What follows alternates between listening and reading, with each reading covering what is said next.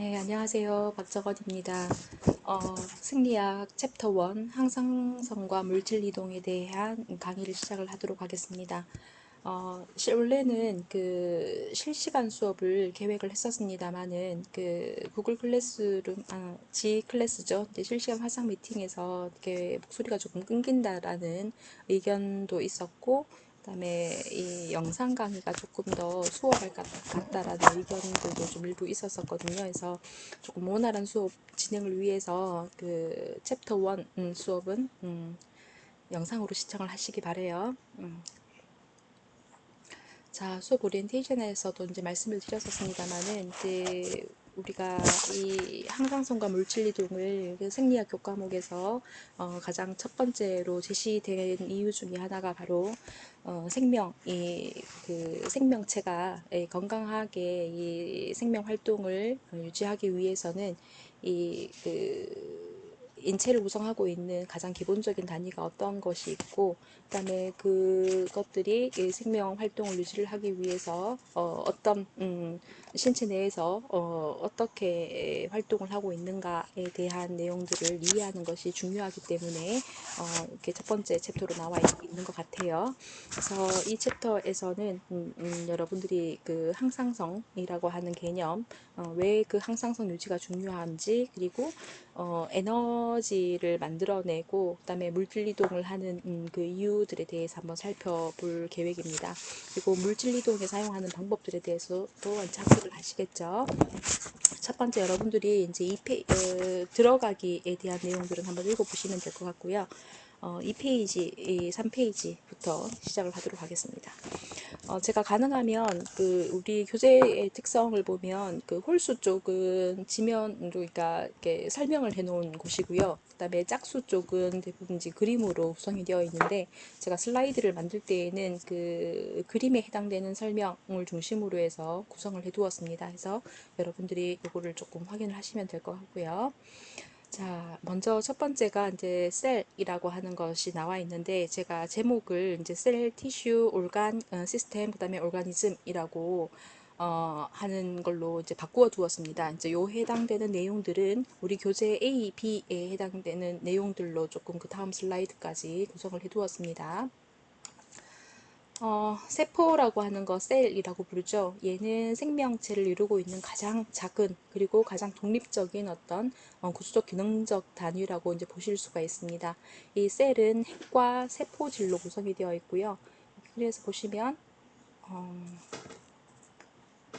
이렇게 핵이 있죠, 그죠? 핵이 있고 주변에 여러 가지 세포 소기관이라고 하는 물질들로 이제 차 있는 것을 볼 수가 있습니다. 그다음에 이 세포질이라고 하는 것은 거의 대부분 이 그 세포 소기관 이외에 이제 액체로 구성이 되어 있어서 액체로 이제 만들어져 있어서 이 세포 안에 있는 세포 소기관들이 그 건강하게 잘 이제 유지할 수 있도록 도와주는 역할을 하는 걸 볼 수가 있어요. 세포 소기관이라고 하는 것은 말 그대로 이제 세포 안에 있는 작은 단위의 어떤 기관들을 모아놓은 것인데 이 세포 소기관에는 핵이라든지 세포질 그물 소포체라고 부르기도 합니다. 골지체, 이게 이제 초록색의 골지체고요. 이런 것들이 이제 그 리보솜이라고 하는 것들, 그다음에 미토콘드리아, 이런 것들이 이제 분포하고 있는 것들을 볼 수가 있습니다. 자, 핵은 보면 여러분들이 생물 시간에도 배우셨겠지만 여러 가지 어떤 유전 정보를 함유하고 있는 DNA가 이제 포함이 되어 있고요. 요거는 그다음에 이 핵이라고 하는 거는 그 적혈구나 혈소판에는 핵은 없고 나머지에는 거의 대부분 핵을 갖고 있다라고 보시면 되고요. 특히 근세포의 경우에는 핵이 여러 개가 이제 분포되어 있는 것을 볼 수 있습니다. 나중에 근육 파트에 들어가면 다시 한번 보실 거고요.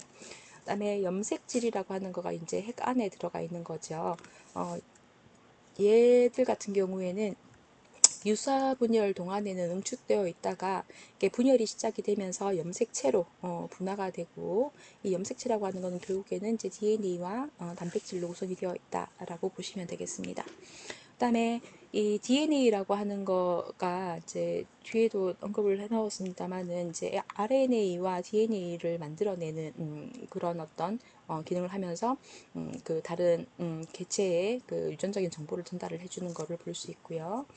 그다음에 RNA라고 하는 것도 들어보셨죠? 요즘에 이제 코로나19 사태가 이제 발생을 하면서 이 코로나라고 하는 거가 어떤 그 원리에 의해서 이 그 번식을 하는가에 대해서 이제 언급이 되면서 RNA라는 말도 많이 나왔었는데요.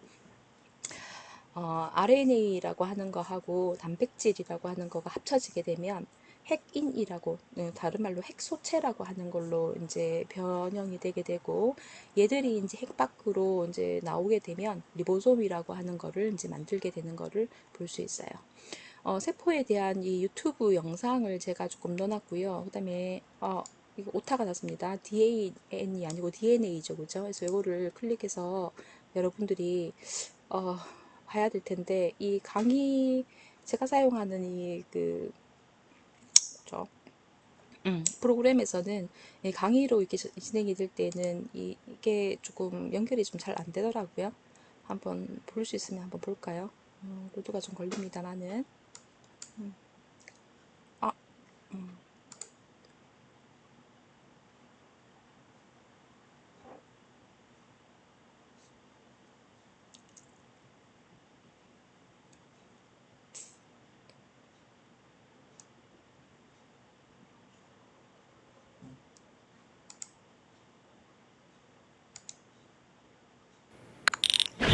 Now listen. 하루에 하나씩 헤이즈 일기, 오늘의 근데 일기 시작합니다. 무슨 오토바이? 여러분들이 이해하시기는 좀 쉬울 것 같아요.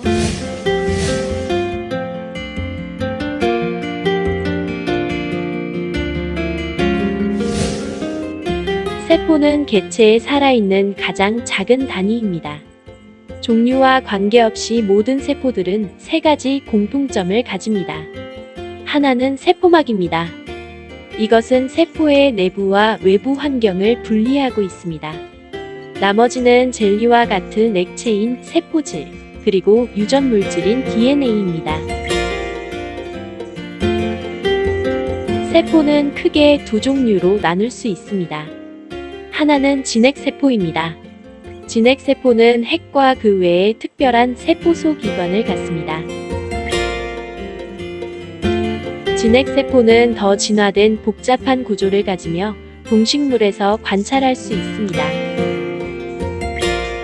다른 하나는 원핵세포입니다. 원핵세포는 핵이 없으며 막으로 쌓인 세포 소기관을 갖지 않습니다. 그들도 유전 물질을 갖지만 핵막에 쌓여 있지는 않습니다. 모든 원핵세포는 세균과 같은 단세포 생물입니다. 그렇다면 세포 소기관이란 무엇일까요? 세포 소기관은 세포 속의 작은 기관을 의미합니다. 이것은 특정 작업을 수행하는 세포의 특화된 부분입니다.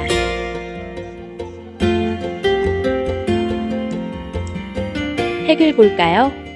핵은 세포의 사령탑입니다. 이것은 DNA와 같은 유전 물질로 이루어져 있습니다.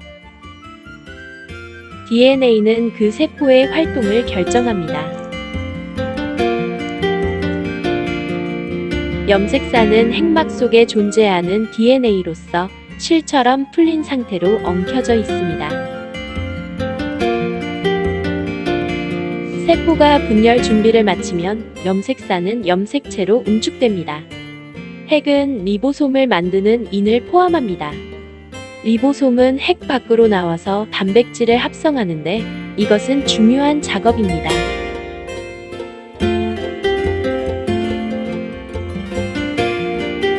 핵을 떠난 리보솜은 기타 세포 소기관들과 함께 세포질에 떠다니게 됩니다.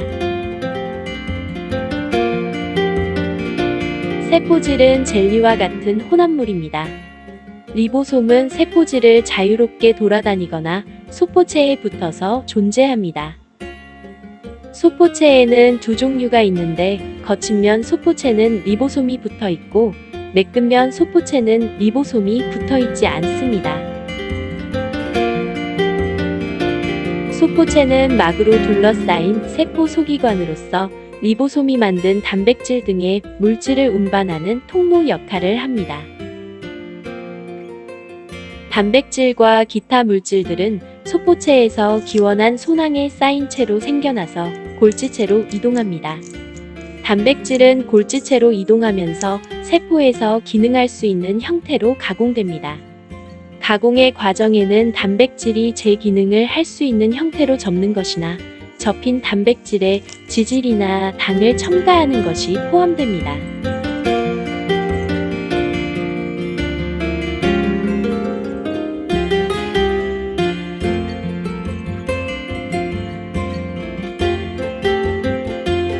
에코는 여러 물질들을 저장하는 주머니 모양의 세포 소기관입니다. 식물 세포의 중심 에코에는 물이 저장되어 있습니다. 동물 세포에서는 리소좀이라는 세포 소기관을 볼 수 있습니다. 해를 입거나 노쇠한 부분은 리소좀으로 이동합니다. 이곳에는 효소가 있어서 그러한 잔해물들을 잘게 부숩니다. 미토콘드리아는 식물과 동물 세포 모두에서 발전기관의 역할을 하는 세포 소기관입니다. 세포 호흡이라는 과정 동안 미토콘드리아는 ATP 분자를 만들며 이것은 세포가 활동할 수 있는 에너지를 공급합니다.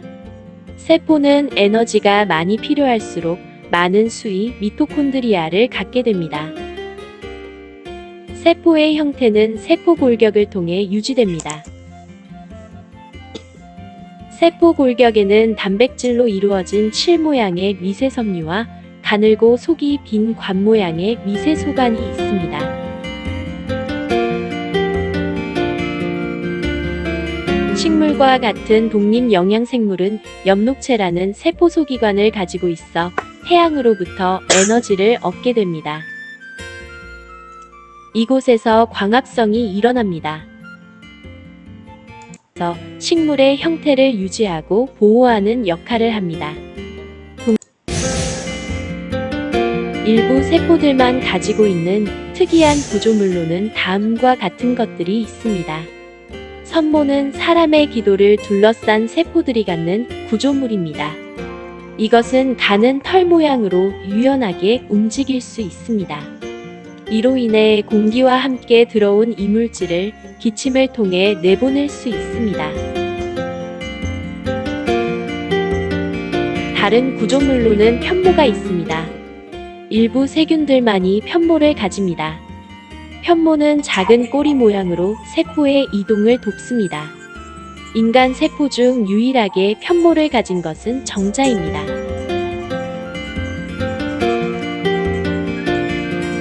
요약하면 진핵세포에는 식물과 동물세포가 있으며 이것은 네, 잘 보셨죠? 좀 쉽게 되어 있습니다. 그죠?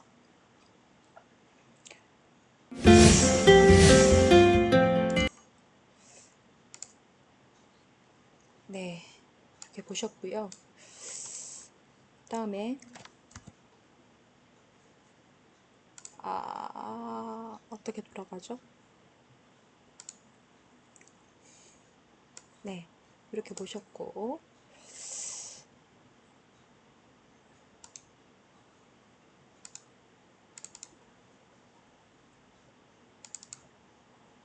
잠깐만요.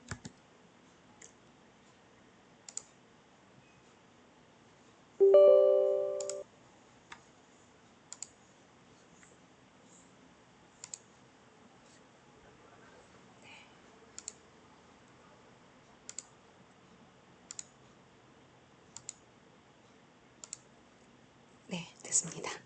그 다음 DNA라고 하는 것에 대한 영상도 좀 올려두었는데요. 요거 같이 한번 보고 다음 수업으로 다음 슬라이드로 넘어가도록 할게요.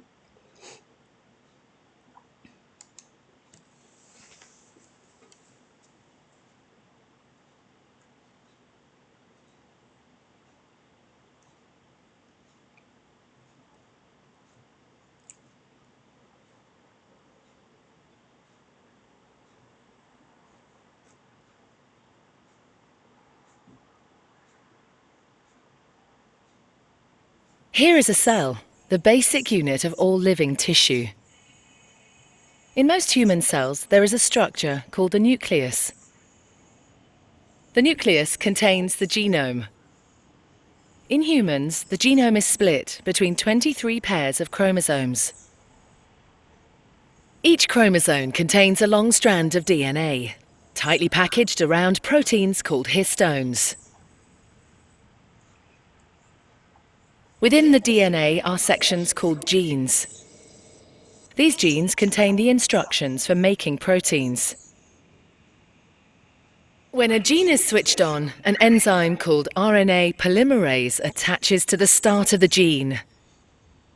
It moves along the DNA, making a strand of messenger RNA out of free bases in the nucleus. The DNA code determines the order in which the free bases are added to the messenger RNA. This process is called transcription.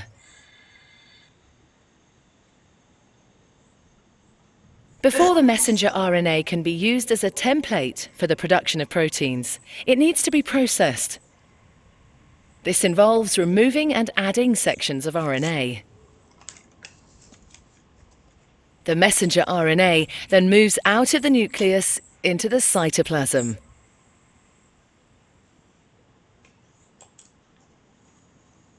Protein factories in the cytoplasm, called ribosomes, bind to the messenger RNA.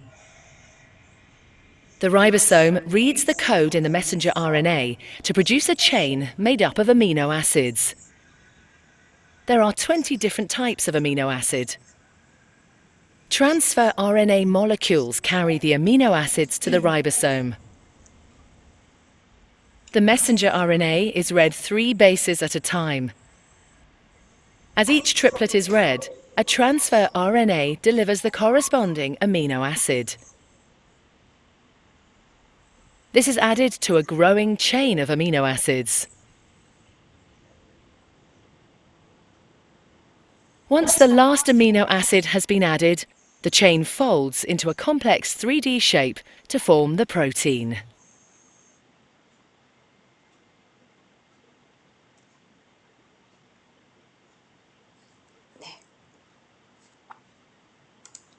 잘 보셨나요?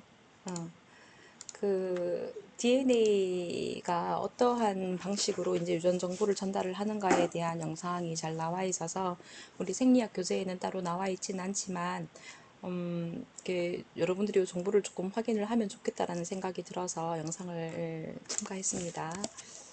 자, 그 다음으로 이제 볼게 그 세포 소비관이 무엇인가에 대해서는 영상으로도 여러분들이 보셨습니다. 이제 그것 중에서 조금 한 번 더 짚고 넘어가야 되는 부분에 대해서 정리를 해 두었는데요.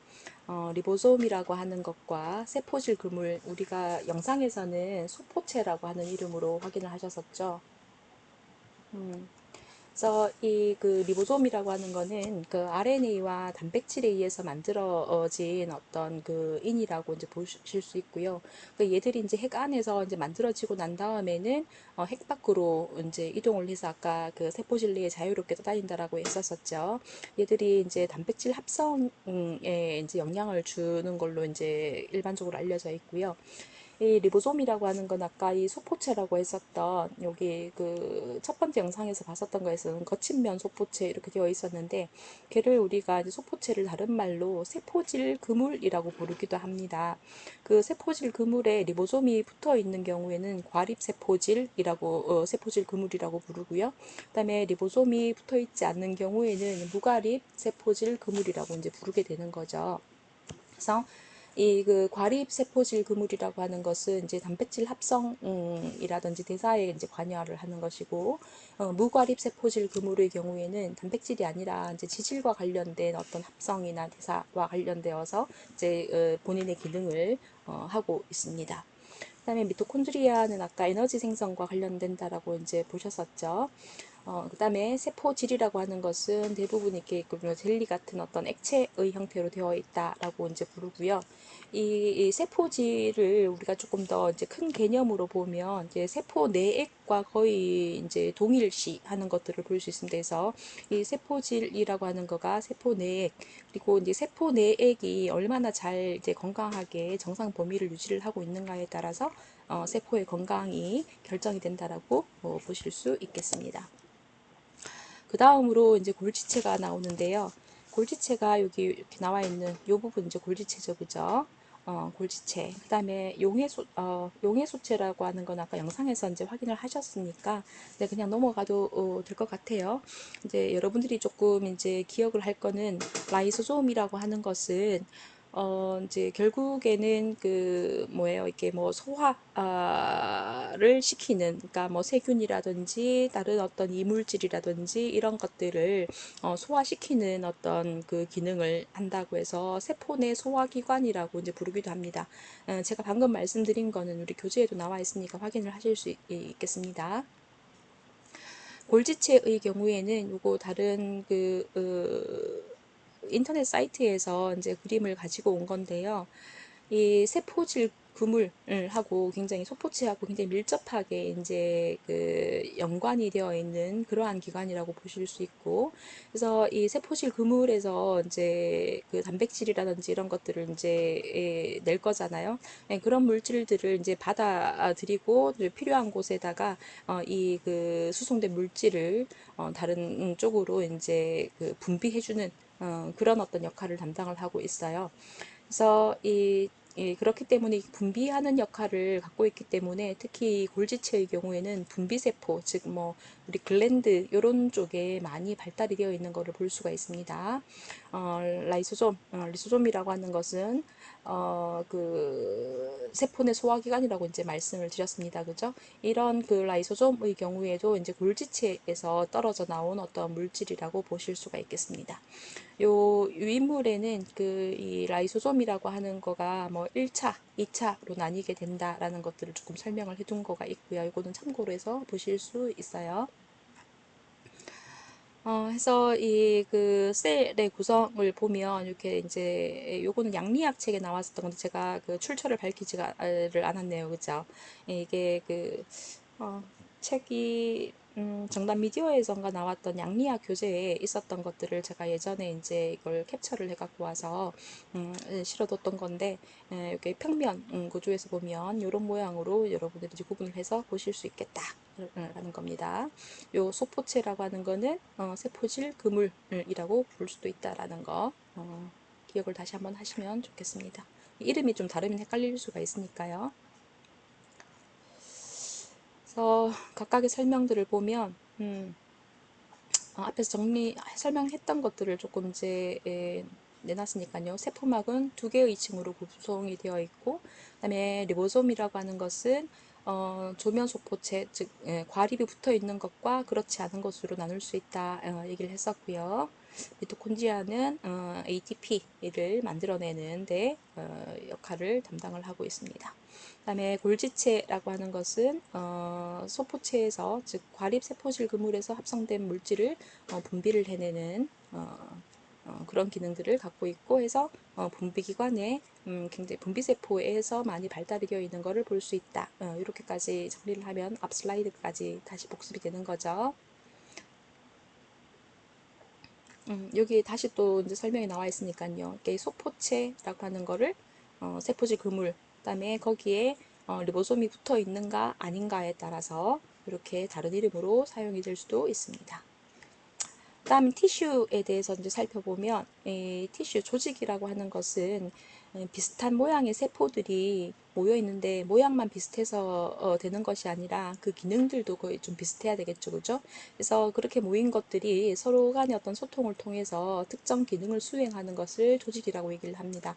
그래서 이 조직이라고 하는 것은 크게 근육 조직과 신경 조직, 상피 조직, 그리고 결합 조직으로 이제 분류를 할 수가 있고요. 근육 조직은 근육 파트에 가서 볼 거고, 신경 조직은 다시 또 이제 9장, 10장에 가면 중두신경계, 말초신경계가 있으니까 그때 가서 볼 거고요.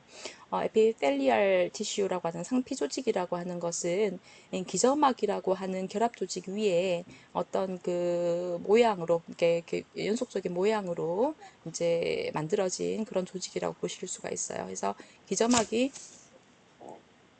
이렇게 있고요. 여기는 결합 조직이라고 했었죠. 그 위에 이렇게 상피 조직이 올라가 있는 것들을 볼 수가 있습니다. 그래서 이 상피 조직의 경우에는 특히 그 방어 기능을 담당을 하고 있다고 보실 수 있겠어요.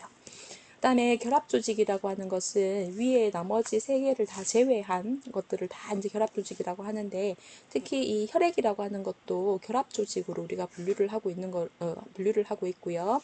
이 결합 조직의 경우에는 이제 뭐 뼈나 연골, 그리고 텐던, 그다음에 근막, 기저막, 인대 이런 것들이 다 결합 조직에 포함이 되고, 얘들은 특히 그 뭐죠, 물리적인 어떤 지지의 기능을 담당을 하고 있습니다. 그다음에 세포 외기질에서는 이제 탄력 섬유라든지 교원 섬유나 망상 섬유, 그물 모양으로 되어 있는 거죠. 레티큘러. 그다음에 섬유 모세포, 뭐 지방세포, 멜라닌 세포 이런 것들이 전부 이제 세포 외기질에 포함이 되는 것들이고, 얘들은 모두 결합 조직에 이제 포함을 시키고 있는 것을 볼 수가 있어요. 그래서 지금 이 그림에서 보면 이 그 아톰들이 모여가지고 이제 분자들을 만들고, 이러한 것들이 결국에는 이제 세포를 구성하는 기본 단위가 되는 거죠.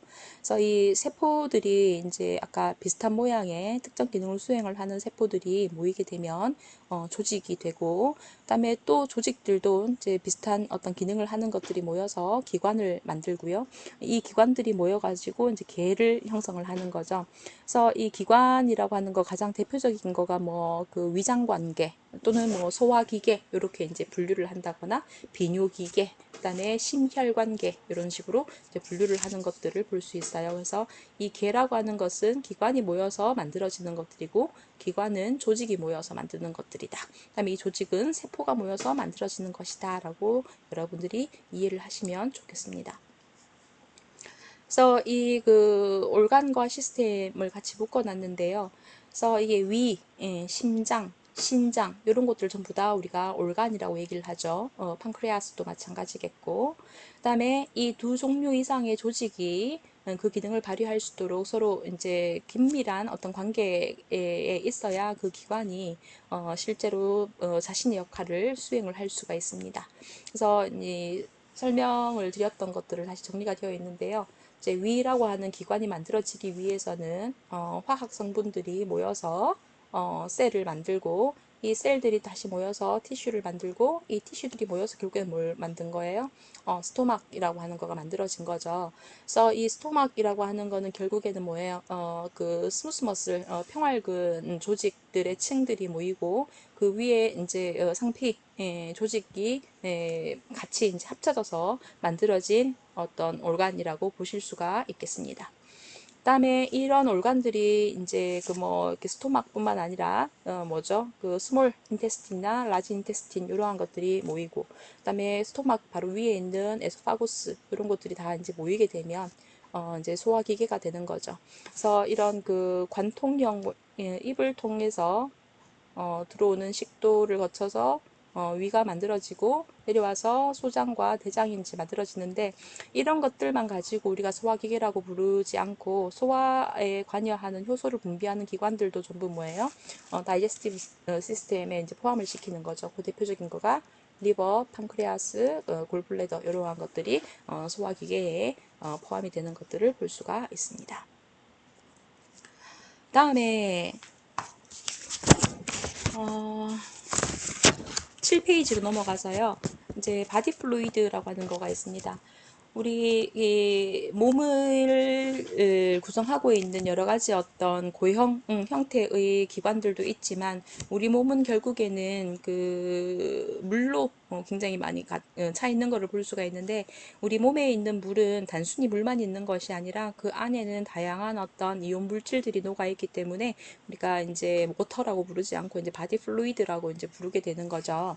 그래서 이게 성인의 경우에는 체중의 약 60%가 바디 플루이드로 되어 있고요. 신생아는 성인보다도 훨씬 더 많은, 그러니까 약 75% 정도가 이제 이 바디 플루이드로 되어 있는 것들을 볼 수가 있습니다. 그래서 그 아기들 같은 경우에 특히 뭐 열이 난다거나 내지는 또 뭐 이렇게 뭐 보미팅을 한다거나 다이아리아를 한다거나 하게 되면 성인들보다도 훨씬 더 이 그 수분 손실에 대해서 영향을 많이 받기 때문에 그와 관련된 어떤 탈수 증상으로 인해서 조금 위급한 상황으로 더 쉽게 빠지는 것들을 볼 수가 있어요. 그래서 그 다음에 세포 내액이라고 하는 거는 뭐예요? 세포 안에 있는 플루이드를 얘기를 합니다. 그걸 우리는 인트라셀룰러 플루이드에서 ICF라고 부르고요. 전체 체중의 약 40%, 즉 전체 체액 바디 플루이드의 3분의 2 정도를 차지를 하고 있고요. 그다음에 세포 외액은 뭐냐 하면 세포와 세포 사이에 이게 또 플루이드가 있을 거잖아요. 또는 조직과 조직 사이에 플루이드가 있을 거고요. 이제 그러한 것들을 좀 우리는 세포 외액이라고 얘기를 합니다. 그래서 전체 체액의 한 3분의 1 정도를 차지하고 있습니다. 그래서 이 세포 외액은 다시 이 간질 세포 간에 세포와 세포 사이에 있는 것 또는 조직과 조직 사이에 있는 것들이 있고요. 그 이외의 거는 한 그 뭐 혈장의 형태로 있는 것들이 대부분 한 4% 정도 차지하고 있다고 보실 수가 있어요. 그다음에 그다음에 우리 그 몸에 그러면 바디 플루이드라고 하는 거가 워터와 이온들로 이제 구성이 되어 있다라고 했었는데 이 세포 외액과 세포 내액에 분포되어 있는 이온들의 어떤 양이 조금 차이가 있어요. 예를 들어서 소듐이라고 하는 거는 보면 세포 외액에 훨씬 더 많죠. 세포 내에게는 별로 없죠. 상대적으로. 그다음에 포타슘 같은 경우에는 상대적으로 세포 내에게 훨씬 더 많이 분포가 되어 있는 것을 볼 수가 있습니다. 그다음에 칼슘 같은 경우에도 세포 외액에 조금 더 많이 있고요. 그다음에 마그네슘 이온의 경우에는 세포 내액 쪽에 좀 더 있는 걸 볼 수가 있죠. 여기까지가 양이온이죠, 그죠? 그다음에 그다음에 음이온 중에서 클로라이드라고 하는 물질은 보니까 세포 외액에 훨씬 더 많습니다. 상대적으로 세포 내액에 비해서. 그다음에 이 그 중탄산 나트륨이라고 하는 것들은 세포 외액에 조금 더 이제 많이 분포되어 있는 걸 볼 수가 있고요. 그다음에 인산이나 그다음에 아미노산과 같은 것들은 세포 내액에 훨씬 더 많이 분포가 되어 있죠. 반면에 포도당의 경우에는 세포 외액에 좀 더 이제 분포가 되어 있는 것을 볼 수가 있어요. 콜레스테롤, 인지질, 중성지방과 같은 지질 성분들은 세포 내액에 더 많이 분포가 되어 있습니다. 연소를 비교를 해보실 수 있겠죠. 단백질의 경우에도 세포 내액에 좀 더 많은 거를 볼 수 있죠. 그래서 우리 교재 그 6페이지에 보시면 이렇게 중간쯤에 이렇게 표로 나와 있지 않습니까? 세포 외액과 내액에 주로 분포가 되어 있는 양이온과 음이온 이렇게 대표적인 걸로 제시를 해두었습니다. 요거는 좀 기억을 해두시는 게 좋을 것 같아요. 왜냐하면 요거는 뒤에 7장 체육과 산염기에서 가면 다시 이거 가지고 또 공부를 해야 되는 부분들이 있기도 하고 그다음에 4장 4장인가 3장인가 심장 부분에 들어가게 되면 또 이 활동 전이와 관련되어서도 예질이 또 이제 다루어지는 거니까 세포 외액에 있는 주요 양이온, 세포 내액에 있는 주요 양이온은 반드시 익혀두시기 바랍니다. 그다음에 환경과 항상성이라고 하는 거가 있죠. 호메오스타시스라고 하는 용어는 여러분들이 알아두셔야 되는 거죠. 그래서 이 환경이라고 하는 거는 개체를 둘러싸고 있는 그러면서 개체에 굉장히 이게 영향을 많이 주는 그런 어떤 것들을 우리는 환경이라고 얘기를 합니다. 그래서 여러분들을 둘러싸고 있는 환경이 지역 사회도 있고 여러분 가정, 그 다음에 또 뭐예요? 학교, 뭐 이런 것들이 전부 환경이라고 보실 수가 있는 거죠. 세포 차원에서 본다면 세포의 경우에는 이제 내환경과 외환경이 있습니다. 세포를 둘러싸고 있는 환경 자체는 그 내환경이라고 우리가 부르기도 하고요. 그래서 얘는 이제 세포를 둘러싸고 있는 거니까 아까 앞에서 이렇게 봤었던 것 중에서 세포 간액 또는 세포 외액 을 내환경이라고 보실 수 있겠고, 그다음에 외환경이라고 하는 것은 개체를 둘러싸고 있는 거라고 이제 보시게 됩니다. 그래서 이 내환경이라고 하는 거는 거의 세포 외액으로 우리가 이제 간주를 하기도 하기 때문에 이 내환경의 개념, 이게 내환경의 어떤 건강이 굉장히 중요하고 결국에는 이러한 것들이 항상성하고 이제 연결이 되는 걸 볼 수가 있는 거죠. 그래서 내환경 또는 그 세포 외액 을 정상 범위 내에서 일정하게 유지를 해서 인체가 건강한 상태로 영위할 수 있도록 도와주는 것들을 우리는 호메오스타시스라고 부르게 됩니다. 이 개념이 지금 클라우드 버나드라고 하는 사람에 의해서 처음 이제 제시가 되었었고요. 그 19세기에 이제 예, 주장을 하게 된 거, 이거를 이제 얘기를 하게 된 거죠. 그래서 이거가 결국에는 이제 생리학의 어떤 발전에 굉장히 큰 기여를 한 것이라고 보실 수 있어요. 자, 그 다음에 9페이지에 네거티브 피드백 컨트롤 시스템이라고 하는 거가 나와 있는데, 이게 대먹이 조절 기전입니다. 이게 피드백 컨트롤 시스템이라고 하는 것은 대먹이 조절 기전이고요. 이 대먹이 조절 기전은 크게 그 파지티브와 네거티브로 분류를 할 수가 있어요. 그래서 이제 조금 결론적으로 말씀을 드리면, 우리 몸의 어떤 그 호메오스타시스를 유지를 하기 위해서 네거티브 또는 파지티브 피드백 컨트롤 시스템이 작동을 하고 있고요. 이게 결국에는 이제 항상성 유지의 기본 메커니즘이 될 수 있다라는 거죠. 예를 들어서 우리 몸이 이렇게 있을 때가 이제 밸런스가 맞춰진 상태라고 이제 본다면, 어떤 자극에 의해서 얘가 이렇게 확 올라가 있을 수도 있고 내려가 있을 수도 있습니다. 그죠? 이제 그렇게 어떤 정상 범위를 벗어난 경우에는, 이 정상 범위를 벗어난 것이 뭐 체온일 수도 있고 혈당일 수도 있고 뭐 혈압일 수도 있고 뭐 기타 등등 여러 가지가 있을 거잖아요. 이제 그런 것들을 이제 수용하는 리셉터가 각각 있고요. 그 리셉터에서 변화된 것들을 감지를 하게 되면, 얘들을 어디로 보내냐 하면 컨트롤 센터, 컨트롤 타워로 보내게 되는 거죠. 어떤 거를 이용해서 구심성, 어떤 그 패스웨이를, 퍼런트 패스웨이를 이용을 해서 컨트롤 센터로 이제 보내게 되면 주로 중추신경계가 됩니다. 그죠? 이렇게 보내게 되면 얘들은 이제 판단을 하게 됩니다. 시내에서 판단을 해서, 너 어떻게 해라 라는 정보를 에퍼런트 패스웨이를 이용을 해서 효과기로 보내게 되는 거죠. 그러면 이펙터라고 하는 거가 결국에는 자극을 받았던 방대 방향으로 이제 다시 뭔가를 수행을 하게 함으로써 이 밸런스 상태를 유지를 할 수 있도록 도와준다는 겁니다. 그래서 제가 여기 빨간색으로도 표시를 해두었지만, 우리가 정상치라고 하는 거가 딱 하나가 있는 건 아니에요. 항상 이렇게 그 뭐죠? 베리에이션을 두고 이렇게 레인지 범위를 이제 두고 있는 것을 볼 수가 있고요. 그래서 이 정상 범위는 다른 말로 뭐 세트 포인트라고 부르기도 하는 거예요.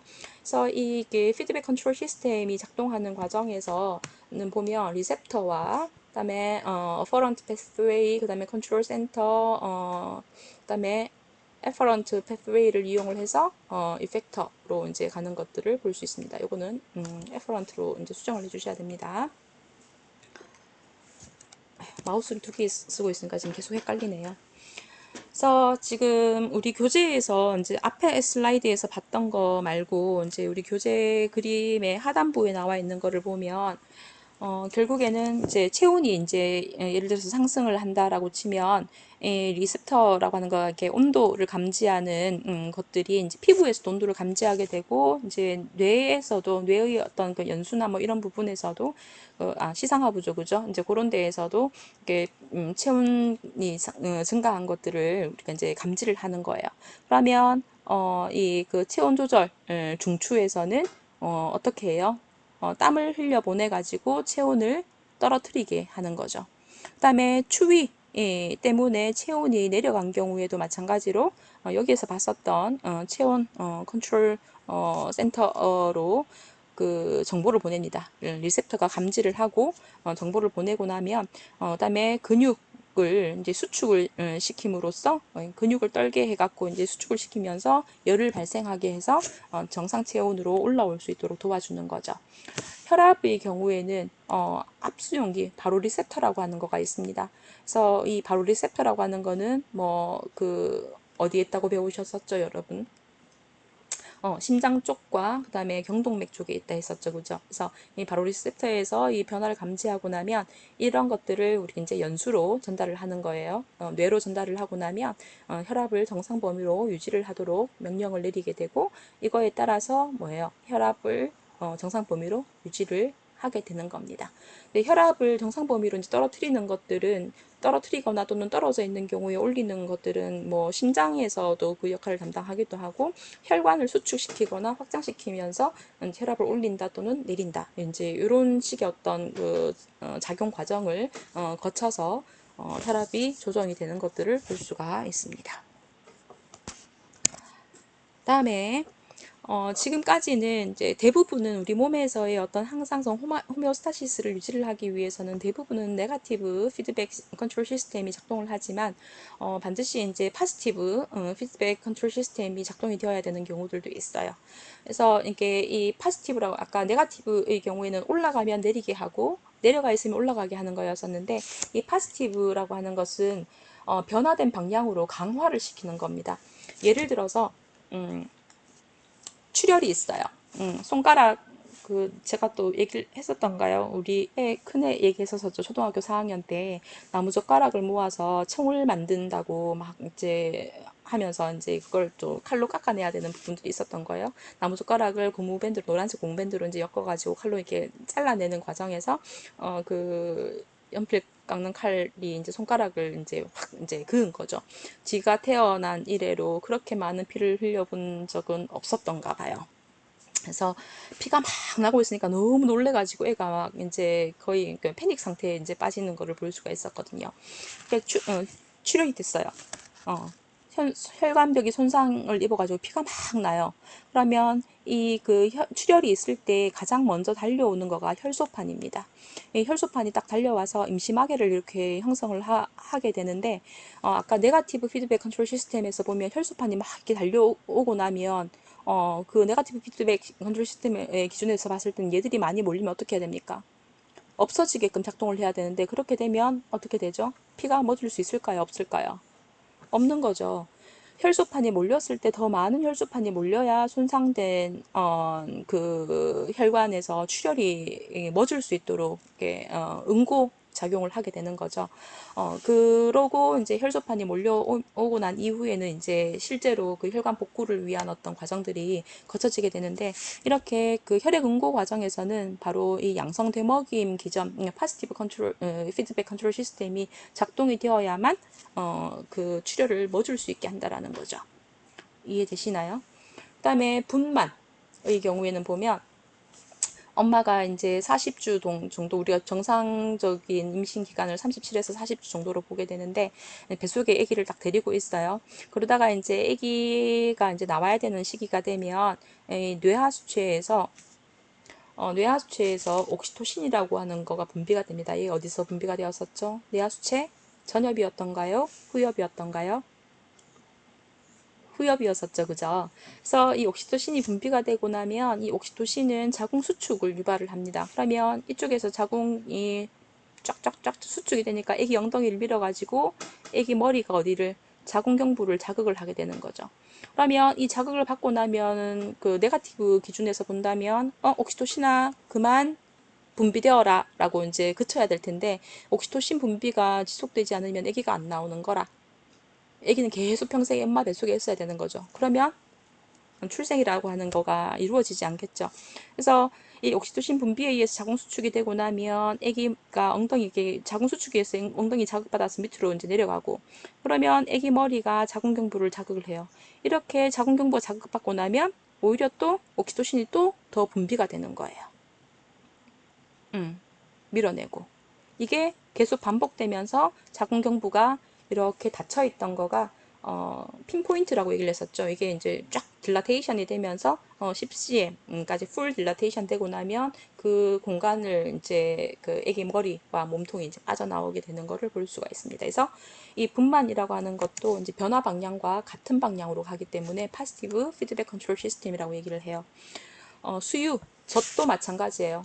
아기가 엄마 젖꼭지를 빨면 이 뇌에 그 옥시토신이라고 하는 것들이 자극을 받아서 분비가 되게 되면 젖을 더 많이 이제 뿜어낼 수 있도록 자극이 되고, 그거에 따라서 젖이 더 많이 이제 분비가 되어서 아기 배를 채울 수가 있는 거죠, 그죠?